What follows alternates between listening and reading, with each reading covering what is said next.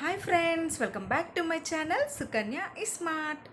నేను ఈరోజు మీకు ఒక వండర్ఫుల్ ప్రోడక్ట్ గురించి ఇంట్రడ్యూస్ చేస్తున్నాను. ఇది అందరికీ తెలుసు, ఈ మధ్య చాలా పాపులర్ అయింది.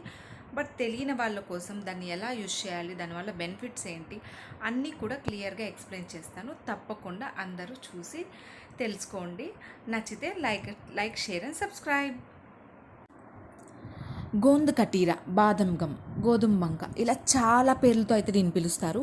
ఇది చాలా చాలా యూజెస్ ఉన్న ప్రోడక్ట్ అనమాట. అందరూ ఖచ్చితంగా యూజ్ చేయండి.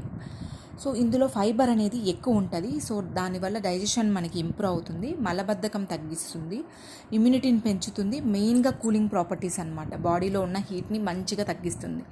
స్కిన్కి, హెయిర్కి, బోన్ హెల్త్కి అన్నిటికీ యూజ్ అవుతుంది అనమాట.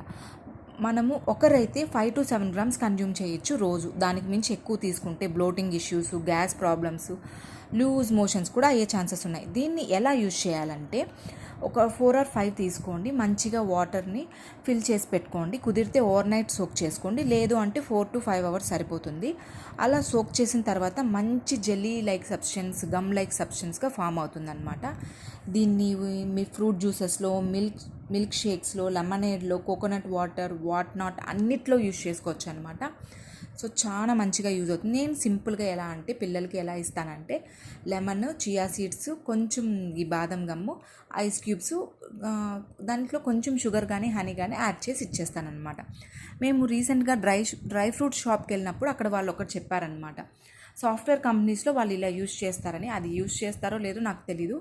సో వాళ్ళకి టైంపాస్ అవ్వడానికి ఒకటి ఉంది కదా, ఒక చిన్న పీస్ ఎత్తి నోట్లో వేసుకొని దాన్ని అలానే సిప్ చేస్తూ ఉంటారంట. మనకి విరక్తి వచ్చి ఉంచే వరకు అది అలానే మనం గమ్లాగా వస్తూనే ఉంటుందన్నమాట అలా.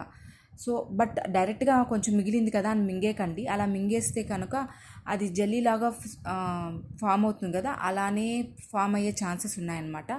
బెటర్ వాటర్తో మంచిగా జెల్ లాగా ఫామ్ అయిన తర్వాత తీసుకోవడం అంటే బెటర్ అనుకుంటున్నాను. నేను ట్రై చేశాను ఆమె చెప్పిందని, బట్ నాకైతే అంత వర్కౌట్ అవుతుందని అనిపించలేదు.